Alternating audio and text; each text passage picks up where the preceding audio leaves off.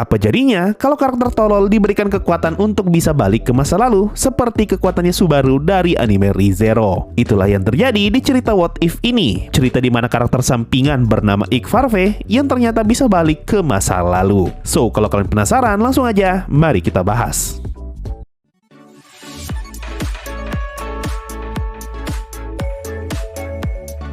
Sebelum masuk ke pembahasan, gue cuma pengen ngomong, semua footage yang kalian lihat di video ini bukan berasal dari gue. Soalnya, akun gue nggak cukup kuat buat kelarin story-nya Ik Farve. Jadinya, semua footage yang kalian lihat di video ini, gue ambil dari channel YouTube Anime Game Otaku 95. Karena footage ini berasal dari orang lain, dan dari sumbernya memang sudah buram. Jadi mohon dimaklumi kalau video ini agak kelihatan buram di mata kalian. Oke?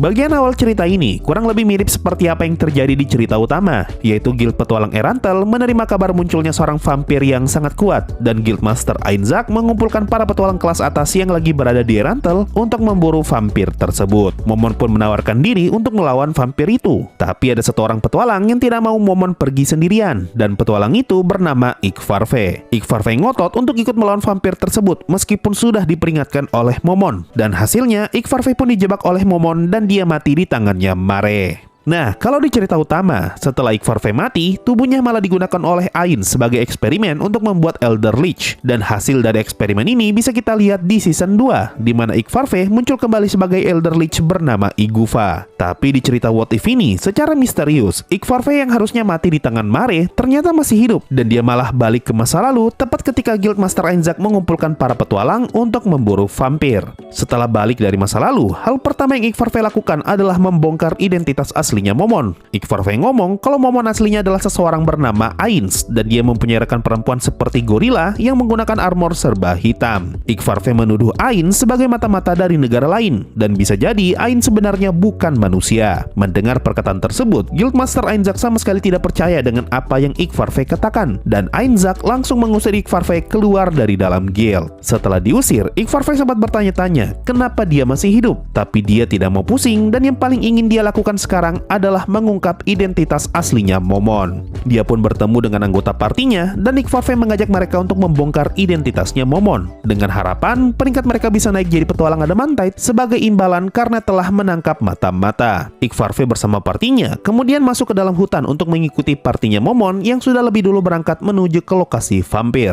Dia berniat untuk menggunakan anggota partinya sebagai umpan kalau saja mereka sampai ketahuan, dan dia bisa menggunakan kematian anggota partinya sebagai barang bukti akan kejahatannya Momon. Lalu ketika mereka sampai di dalam hutan, partinya Ik Farve kesulitan untuk bisa mengejar Momon karena Momon mengendarai monster yang disebut Wise King of the Forest. Mendengar nama tersebut, anggota partinya Ik Farve mulai merasa tidak percaya diri bisa melawan Momon, tapi Ik Farve meyakinkan mereka kalau monster yang Momon naiki sudah pasti palsu dan bukan Wise King of the Forest yang asli. Beberapa saat kemudian, mereka akhirnya bertemu dengan Momon yang ternyata sudah menunggu kedatangannya Ik Farve. Di sini terungkap kalau Momon ternyata sudah menyadari keberadaannya Ik Farve sejak awal, dan dia sengaja menunggu Ik Farve di sini. Ains kemudian memperlihatkan wujud aslinya, dan di sini muncul dua pilihan, yaitu Ik Farve ngotot ngelawan Ains, dan Ik Farve malah kabur meninggalkan partinya. Kalau kita pilih opsi melawan, maka Ik Farve dan partinya bakal bertarung melawan Albedo, dan mereka semua mati di tangannya Albedo. Tapi kalau kita pilih opsi kedua, Ik Farve bakal kabur meninggalkan anggota partinya, dan di tengah jalan dia malah ketemu dengan Mare, dan ujung-ujungnya tetap mati juga. Setelah dari sini, Ik Farve tiba-tiba mendengar suara misterius yang menyebut dirinya Ulat, dan suara itu mencoba menyemangati Ik Farve untuk terus berjuang karena dia adalah pahlawan yang telah terpilih. Lalu seperti yang sudah kita duga, Ik Farve kembali ke checkpoint sebelumnya, yaitu ketika rapat tentang vampir di Guild Petualang. Nah, di sini bakal muncul dua opsi lagi yang bercabang menjadi dua rute berbeda, yaitu rute di mana Ik Farve minta maaf ke Momon dan menyerah untuk ikut melawan vampir.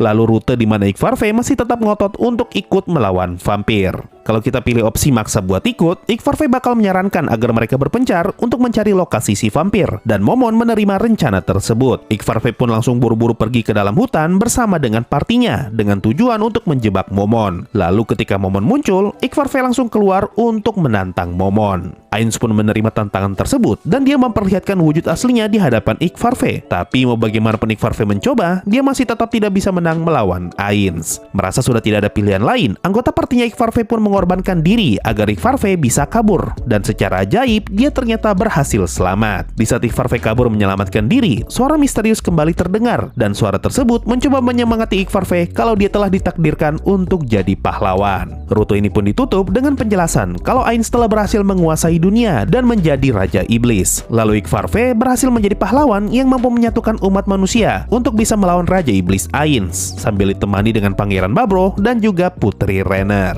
Nah, kalau kita pilih rute yang satunya, yaitu minta maaf ke Momon, Ickfarve bakal langsung keluar dari dalam guild petualang, dan dia mengajak partinya untuk mundur dari misi melawan vampir. Ickfarve kemudian menceritakan identitas aslinya Momon ke anggota partinya, dan Ickfarve menyadari seberapa penting identitas Momon bagi Ainz. Oleh karena itu, dia pun berniat menyebarkan rumor negatif agar dia bisa menekan Momon untuk membongkar identitasnya. Iguva dan partinya pun pergi berburu monster untuk mengumpulkan beberapa item yang bakal mereka gunakan sebagai barang bukti untuk membongkar identitasnya Momon, dan malam hari nanti mereka bakal menggunakan semua item itu untuk ngebuat semacam ritual di area kota. Keesokan harinya, terdengar kabar kalau Momon telah berhasil mengalahkan si vampir, dan hal ini ngebuat namanya Momon mulai dikenal oleh banyak orang. Akan tetapi, di saat yang bersamaan, tersebar juga rumor mengenai vampir yang Momon lawan, di mana vampir tersebut hanyalah rekayasa yang Momon buat agar dia bisa naik pangkat. Tersebar juga rumor mengenai Momon yang aslinya adalah slime yang telah ngebuat perjanjian dengan iblis, dan dia mempunyai pasukan iblis. Momon juga dikait-kaitkan dengan bekas ritual penuh darah yang baru-baru saja terlihat di kota, dan semua rumor ini ngebuat para penduduk kota mulai ketakutan dengan Momon. Beberapa hari kemudian, rumor mengenai Momon semakin parah, di mana Momon dirumorkan sebagai slime yang punya banyak bawahan kimera, dan dia telah terpilih sebagai Raja Iblis oleh para monster.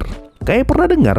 Mendengar rumor tersebut, partinya Ickfarve sama sekali tidak menyangka kalau rumor yang mereka sebar bakal melenceng sejauh ini. Beberapa saat kemudian, Ickfarve mendengar kabar kalau Momon akhirnya kembali ke Erantel, dan Ickfarve pun bersiap untuk kembali menghadapi Momon. Tanpa basa-basi, Ickfarve langsung mencegat Ainz tepat di depan guild petualang, dan dia mendesak Momon untuk membuka armornya sebagai bukti kalau dia bukanlah monster yang menyamar. Momon pun membuka armornya, dan Ickfarve terkejut melihat Momon yang ternyata mempunyai tubuh manusia. Nah, di bagian ini muncul dua opsi yang bakal bercabang menjadi dua rute, yaitu rute di mana Ickfarve masih tetap ngotot untuk melawan Momon, atau rute di mana Ickfarve malah mundur dan memilih kabur. Kalau kita pilih opsi kabur, bakal muncul suara misterius yang mencoba meyakinkan Ickfarve untuk mundur dan segera kabur. Lalu ketika pengen kabur, anggota partinya menyarankan Ickfarve agar mereka meminta maaf kepada Momon. Tapi Ickfarve tidak mau, dan dia malah pengen segera kabur ke ibu kota Restize Kingdom, karena dia yakin Momon pasti akan mengincar nyawanya. Di tengah perjalanan, Ickfarve malah ketemu dengan Albedo, dan mereka berdua pun bertarung. Lalu di tengah pertarungan, Ainz tiba-tiba muncul, dan dia malah pengen merekrut Ickfarve sebagai bawahannya, karena Ainz terkesima melihat keberaniannya Ickfarve. Ainz bahkan berjanji akan memberikan jabatan kerajaan untuk Ickfarve. Nah, di sini muncul dua pilihan lagi, yaitu pilihan untuk tetap melawan atau pilihan untuk tunduk kepada Ainz. Berhubung orang di video ini cuma pilih satu rute doang, yaitu rute setia, jadinya kita sama-sama tidak tahu apa yang akan terjadi kalau Ickfarve menolak. Tapi kayaknya siapapun yang dipilih, hasilnya bakalan sama. Nah, kalau kita memilih setia, bakal muncul gambar yang memperlihatkan Ainz sedang mengangkat Ickfarve sebagai raja dari Restize Kingdom, dan rute ini pun ditutup dengan tulisan, "Semoga mimpi indah ini berlangsung selamanya."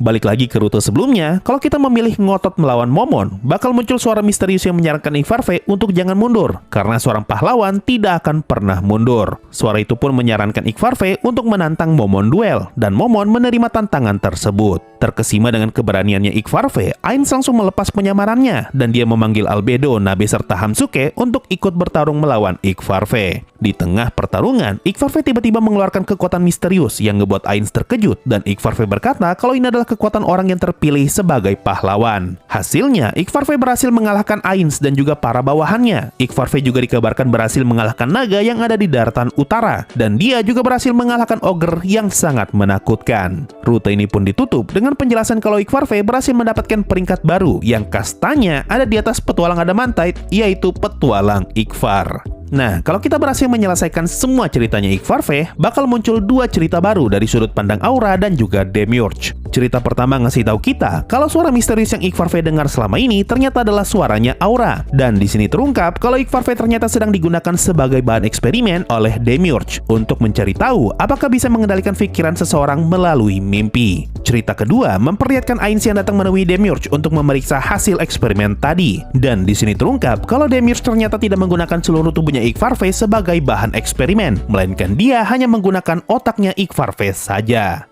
Nah itu tadi, cerita what if mengenai apa yang bakal terjadi kalau saja Ike Farve bisa balik ke masa lalu. Kalau kalian nggak tahu, cerita kayak gini sebelumnya sudah pernah dipakai di franchise Overlord, yaitu di game PC yang judulnya Overlord Escape from Nazarick. Di game ini, kita bermain sebagai Clementine yang mencoba kabur dari dalam Nazarick, dan di sepanjang perjalanan, kita bakal melawan para Floor Guardian termasuk Ainz. Lalu setelah Clementine berhasil keluar dari dalam Nazarick, terungkap kalau semua musuh yang kita lawan sebelumnya ternyata hanyalah doppelganger, dan apa yang kita lalui selama ini merupakan bagian dari eksperimennya Ainz. Cuma menurut gua, nasibnya Ike Farve lebih tragis dibandingkan Clementine. Malahan nasibnya Ike Farve hampir mirip dengan nasib partinya Hekeran, di mana tubuh mereka masih tetap dibiarkan hidup untuk keperluan Nazarick. Kalau menurut kalian gimana dengan ceritanya Ike Farve? Apa kalian kaget ngeliat Ike Farve yang cuma tinggal otak doang? Tulis aja di kolom komentar di bawah. Sekarang hanya tersisa satu cerita what if lagi yang belum gua cover, yaitu cerita mengenai Evil Eye dari dunia lain. Silahkan ditunggu aja ceritanya bakal kayak gimana, sambil kita sama-sama menanti kapan novel terbaru Overlord lanjut. Mungkin itu saja untuk video kali ini. Makasih semua sudah mendengarkan sampai di titik ini. Sampai jumpa di video yang lain, dan bye-bye.